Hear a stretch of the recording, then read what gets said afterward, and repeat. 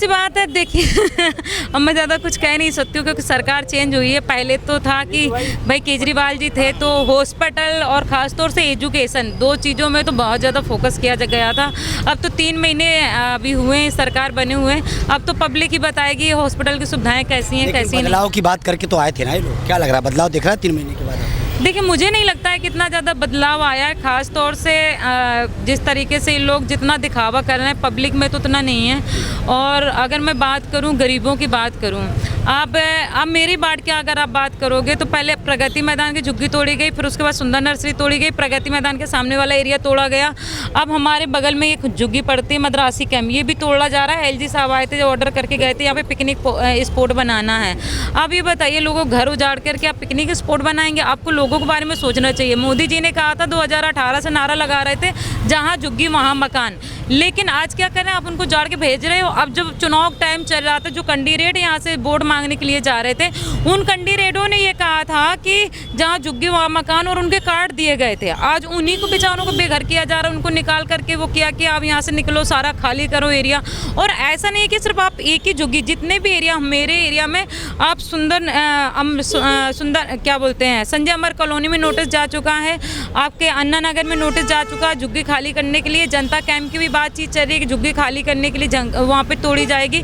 तो खास तौर से गरीबों के लिए मुझे नहीं लगता ये पार्टी अच्छी है।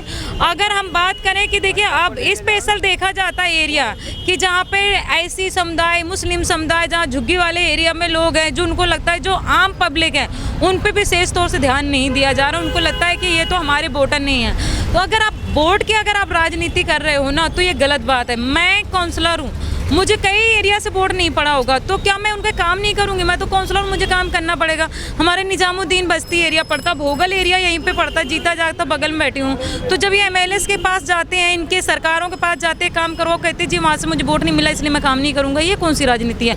ऐसी गंदी राजनीति कर करके आप मतलब आप कैसे 5 साल कैसे चलाओगे? लोगों के स्कूल जो प्राइवेट स्कूलों में कितनी फीस बढ़ गई है आप मुझे बताइए। कहते कानून हम लेके आए प्राइवेट स्कूलों में फीस ना बढ़े। 2 स्कूल बता दीजिए जहाँ पर फीस माफ हुई हो, नहीं हो रही है ना। तो फिर कैसे सरकार अच्छी? कम से कम आम आदमी पार्टी की जो सरकार थी, केजरीवाल जी की सरकार थी, वो गरीबों के बारे में तो सोचती थी ना। ये तो गरीबों को जाने का काम कर रहे हैं। एक अंतिम सवाल, क्या लगता है झुग्गी झोपड़ी तोड़ने के बाद कोई बड़ा स्मार्ट सिटी बनाने की तैयारी चल रही है दिल्ली को बड़ा अच्छा बनाने की? देखो ना, आप स्मार्ट सिटी बना के करोगे भी क्या? मैं कहती हूँ कि आप कितना भी स्मार्ट सिटी बना लो, जहाँ पे लोग नहीं रहेंगे तो आपकी स्मार्ट सिटी का क्या मतलब है? जब कोविड आया था 2022-23 में तो यही जो गरीब लोग हैं ये सब अपने अपने घरों चले गए थे, और जब ये अपने घर गए थे तो सारे लोगों के ना रोजगार खत्म हो गए थे, धंधे खत्म हो गए थे, लोगों की फैक्ट्रियां बंद हो गई थी, घर में काम करने वाला नहीं मिल रहा था, इनके कपड़े धोने वाले, इनके गाड़ी ड्राइवर, इनको कोई भी नहीं मिल रहा था। अब ये बताइए जब मैन पावर ही नहीं रहेगी, जब गरीब ही नहीं रहेगा आपके यहाँ पे दिल्ली में, तो आप बना के करोगे क्या? जिस दिन आप इनको भगा दोगे आप बता लो, अपना चला लो सिस्टम। आप देश का सिस्टम चला सकते हो, बिना इनके चला सकते हो? नहीं चला सकते ना।